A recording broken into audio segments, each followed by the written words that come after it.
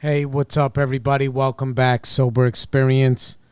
It's been a couple of weeks. We're doing our thing.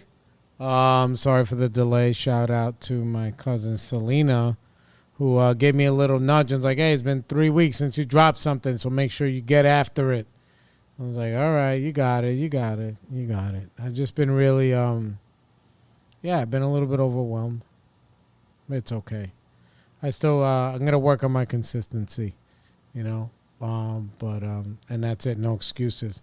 So going back, let's start the episode off right. Number one, like and subscribe on all podcast platforms, including our YouTube channel. And let's do a little bit of some Pete Rock. Love that guy.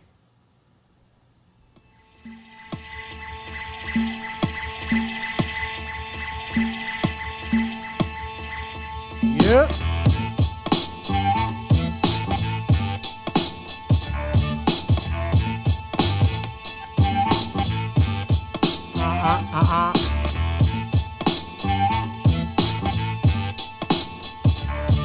Nod your head.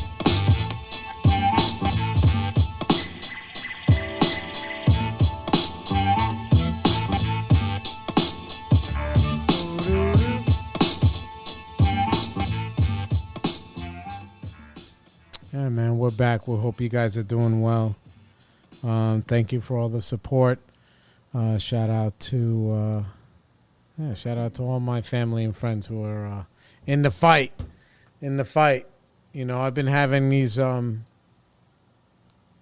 difficulties, oddly enough, with my recording equipment, where it records for a little while and then it'll stop.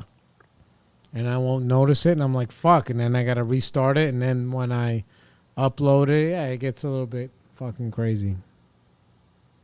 So that just happened. So, I'm doubling back to do, like, the introduction to the show this week. And, I just been, again, I've been really busy. I hate when I have to do this kind of stuff because normally I just do, like, one take Charlie. I hit the record button. I babble for a little bit, and then I come back to reality, and then that's it. I just go somewhere else, and I just spill it out. But, to keep with the continuity, I can't just start an episode in the middle of the show. So what was I talking about before I got cut off before was, a couple of weeks ago, I was under the weather, and I was sick for a couple of days. And what did that do? You ring that bell, I'm like, yo, everything's going out the window. The discipline, the diet, the exercise, the this, the that, it all just goes away. And I made a funny post about it because I was I was like, yo, I'm eating a sleeve of saltine crackers one at a time, a whole sleeve, with the super sodium laced soup, drying me out. Yeah, it's crazy. But I'm over that kind of stuff. But it's very easy. Like, I look for reasons to fly off track. My disease can't wait. Like, oh, you're sick? That means you can't do anything but fuck yourself up even more.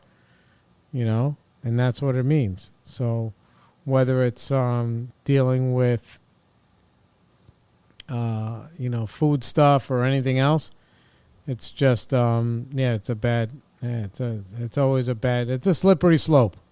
I'm gonna say that it's a slippery slope. So anyway, I love you guys. I'm going to continue on with the other part of the episode that I had just recorded before this part, where really you only missed a couple of minutes, but I think I'm starting to talk about finding out how detrimental or how much sugar are in these fucking green grapes that I'm eating, like 10 cups a time, 10 cups, like whatever. It feels like 10 cups. But I can probably eat like a bunch of grapes, like a bunch, not like a handful, but a whole bunch. I can do that green ones cold in one night.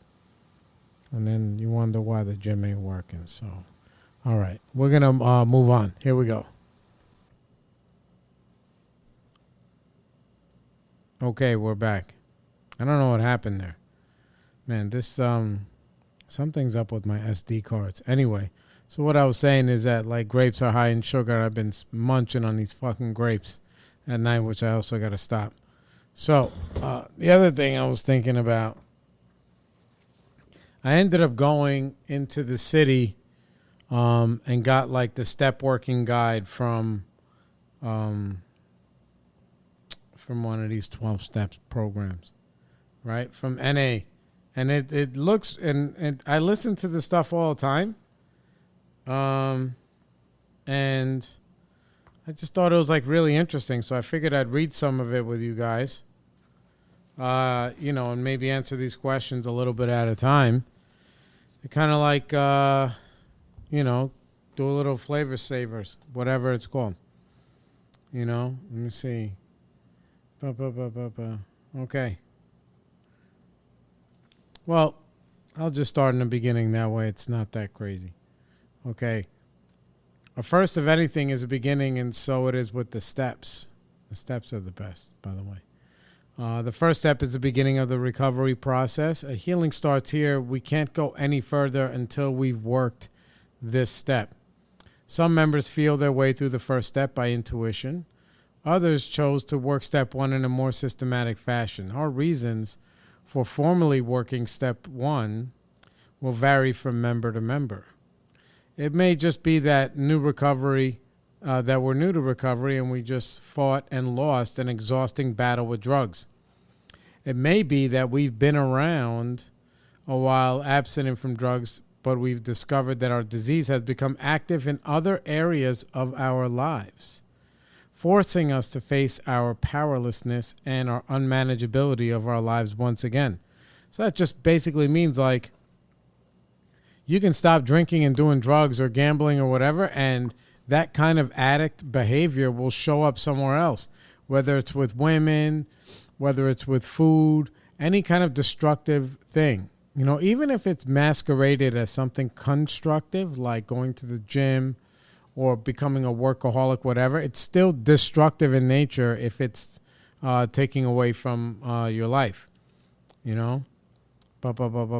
Not every act of growth is motivated by pain.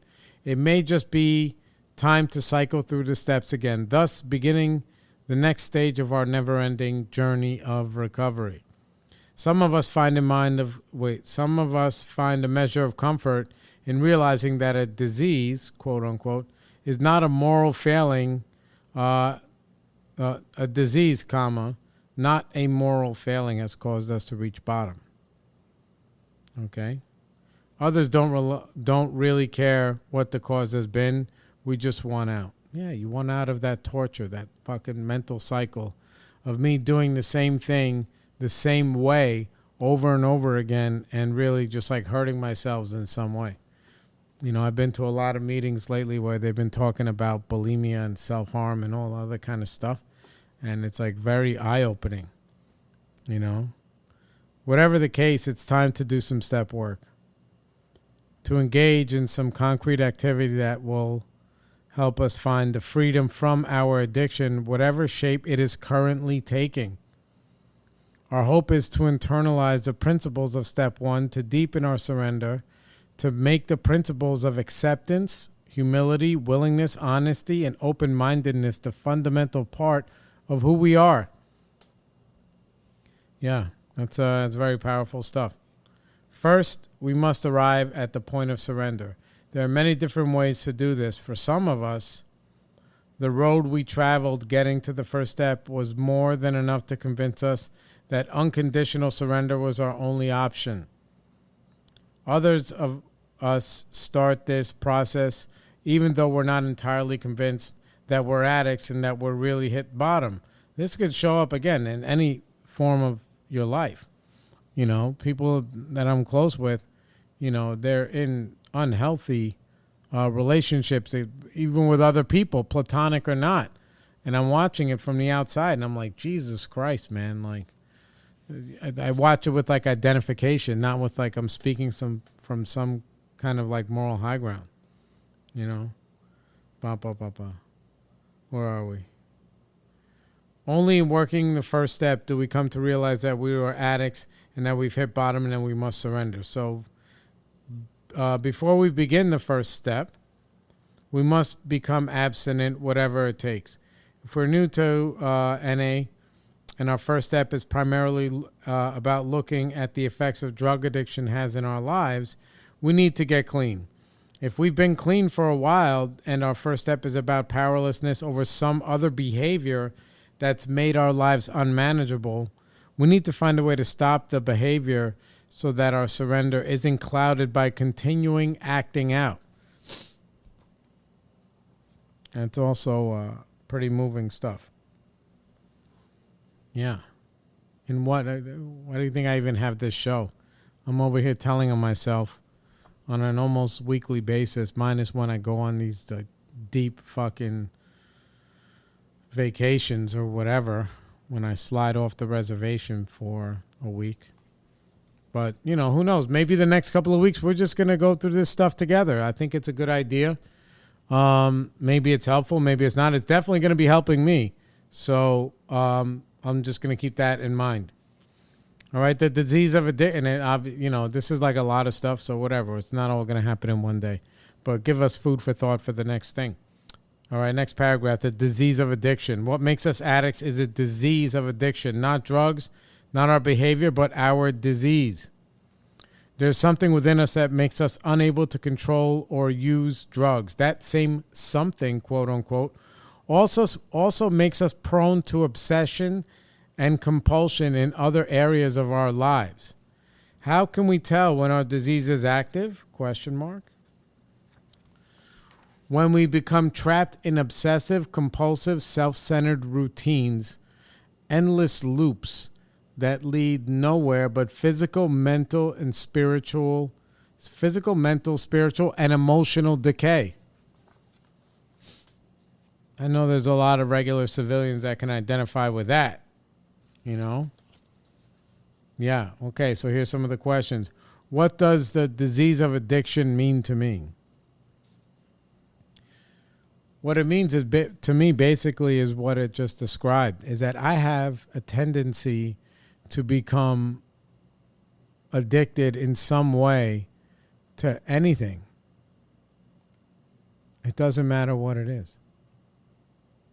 And I've struggled a lot my whole life, you know, to try to find a little bit of balance and like level-headedness and right action. You know, for a long time I was addicted to the need to control everything, to control my relationships with people, my family, you know, my parents, if I had a romantic relationship, like controlling, meaning what? I know that if I am behaving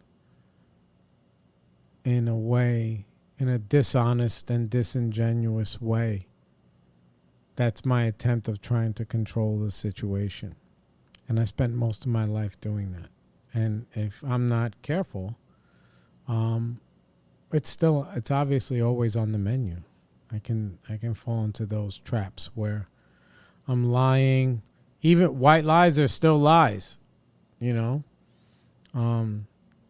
Yeah, or withholding information from people. You know, I was talking about that yesterday with my wife, that I'm uncomfortable being like that. You know, and it's not that I want to hurt anybody else, but I have a very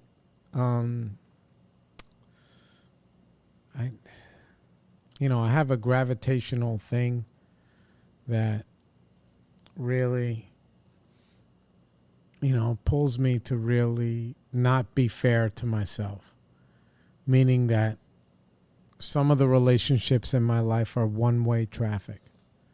And it doesn't mean that I need to, and I evolved into that after doing a lot of this kind of work, because I was supremely self-centered and selfish, and I had to learn how to become selfless. And I think I can go to the other extreme of that and being completely like people-pleasing and sacrificing myself in a lot of different ways, so that way I don't rock the boat. Meaning, even though rocking the boat is like future tripping, or rocking the boat by having confrontations with people or institutions or whatever, standing up for myself. I was talking with my sponsor a little while ago, and he's like, look, man, you got to give it all to God, the results. But the truth is, God wants you to fight like a lion when it comes to, you doing the right thing. I have like insurance company stuff going on with my vehicles and with some of my workers and whatever.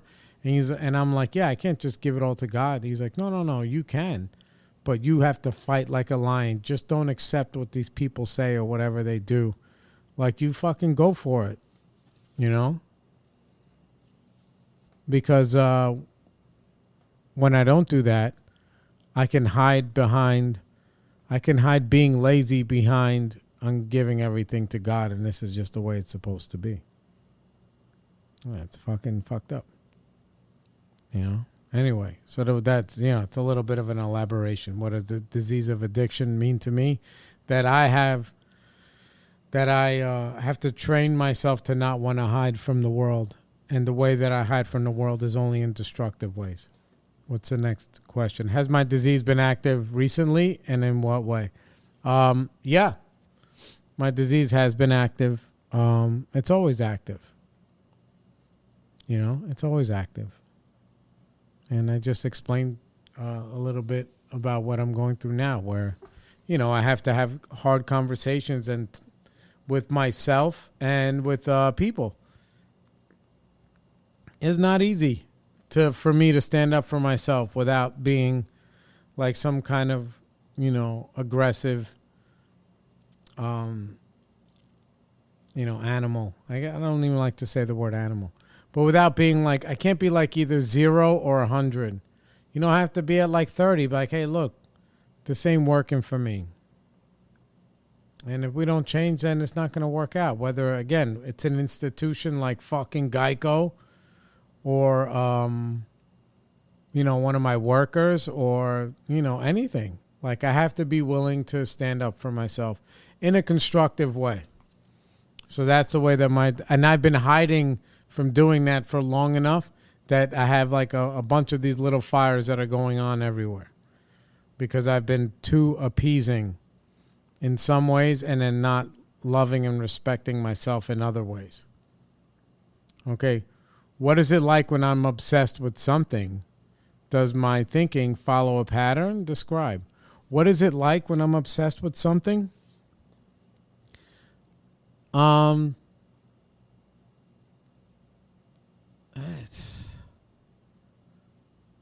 don't really have an answer to that.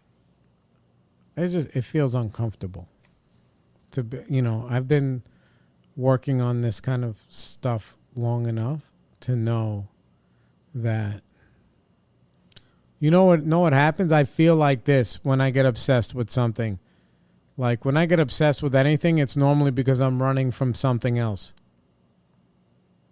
And then whatever I'm obsessed with at the moment, that is it's burning bright for the moment. And then after that, it just fizzles out. It happened to me when I went to get my permit for the concealed carry stuff. I was with my boy Amber and this other kid that I met who was lovely. And I did all the training and I did whatever. It was like 2 days of bullshit. And then I'm supposed to do all this paperwork, and I paid somebody $700 to put the paperwork in for me. And let me tell you, it's probably been a year, and I've been dragging my feet, and I don't have my permit. And I have not fired a weapon once since that day. But in those moments, for those 3 days, I was like, yeah, man, we got to blah, blah, blah. Meanwhile, I've been having nightmares of the migrants because they are creeping around where I work. I mean, they've been here for a long time, and shit is starting to pop off, not just here, but in other places. And I'm seeing it in a different light. I love them as people. Again, I'm not a policy guy, but it's getting a little bit hairy over here. Like, Yeah, so there's that. But the other thing is also I can't be going down fucking Twitter rabbit holes about politics and this other kind of stuff too.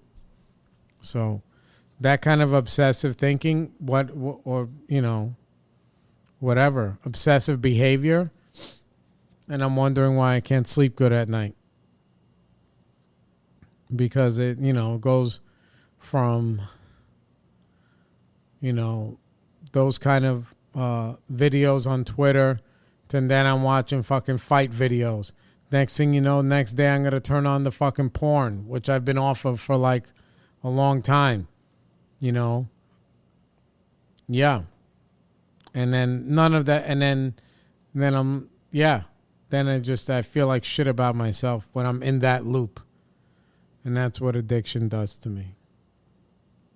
So that's the pattern. The pattern is like, I give my disease 1 inch and it takes a motherfucking yard. And then it just starts dragging me because I don't feel good even while I'm doing it, but I cannot stop myself from doing it, which is the truth. That's what makes me an addict. Okay? When the thought occurs to me, do I immediately act upon it without considering the consequences? In what other ways do I behave compulsively? No, I mean, a thought is one thing. Thoughts, they come and go.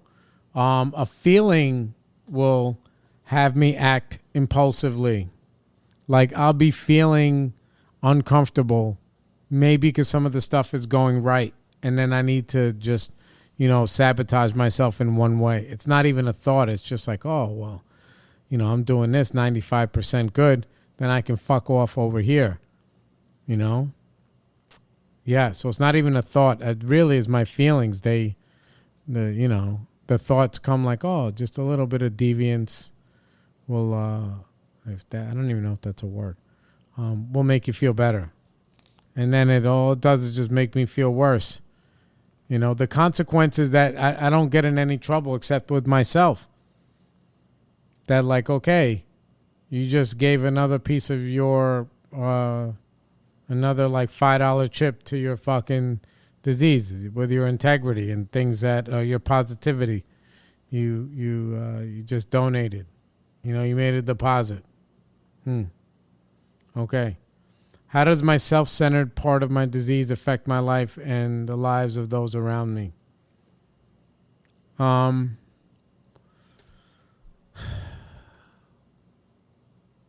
don't really have that issue. I'm just being honest. For today. The self-centeredness, I don't really have that. I live for my wife. Oh my God, I fucking live for her. I really do. My kids too, but my wife mostly. I really do, man. And that's, I can't even believe I'm saying that. But I am. But it's the truth. Yeah, so there's that. And how has my disease affected me physically, mentally, spiritually, and emotionally? When the disease is active for me, it just drags me. Like I said, physically, what happens, I start to take days off of exercise. Dude, exercise doesn't have to be like, when I'm going to Muay Thai or when I was going, I stopped because I had that sciatica problem and whatever, or just being lazy. It doesn't have to be, physically, exercise is everything. Stretching, yoga, poses, going for a walk is exercising, doing some kind of physical activity. To me, I have to try and break a sweat. That's the whole thing, man. And I fucking fight myself when I'm not in a good space. I'm like, well, I'll go through the motions, but I won't break a sweat. And that's like bullshit, because as soon as I break a sweat, I start feeling better. I think like all of the feel-good feelings and the serotonin is attached to that. Mentally, I don't know how it affects me in that way. Mentally, I don't feel stable. I'm aware. That's the shitty part, is I'm aware about what's going on. But I'm making a choice to avoid whatever I'm avoiding. Spiritually and emotionally, they're both connected. spiritually, and emotionally, I start to feel like shit about myself. I don't treat people maybe in such a bad way. There's times when I have to check myself, like if I'm pulling up to a light, and I always give like, the bum or whatever you want to call them, the vagrant. I always give them whatever dollars I have in my pocket. And sometimes they make out good. Sometimes they get $20, $30. Sometimes they get $3. I'm like, all right, here, take this. When I start to tell myself, fuck you, no, I'm not giving it. That's like, that makes me feel horrible when I do that. And if I'm in a pattern of doing that, I've gone and drove past somebody and it's been raining and I've been standing out there with a sign and I've looped all the way around just to give them $20. I'm like, dude, you're out here in the fucking rain standing with a sign. What? Because you want to be here? And I don't know what circumstances or what choices you made in your life to make that happen. But $20 is not, it doesn't, it's not affecting me in any way. And it maybe helps that person feel a little bit better for those moments. Or maybe it changes their day. So I find myself when I tell myself, no, fuck that, I ain't doing it. That's normally when I'm in that loop. Like I said, politics videos, fight porn, regular porn, all kind of, fucking negative devil shit. The bedevilments. Yeah, and then it's, oh man, and then I can't sleep. And then I've worked so long to get off of these, like, what's that stuff? Melatonin. I was taking it for a while, and I'm off of them completely.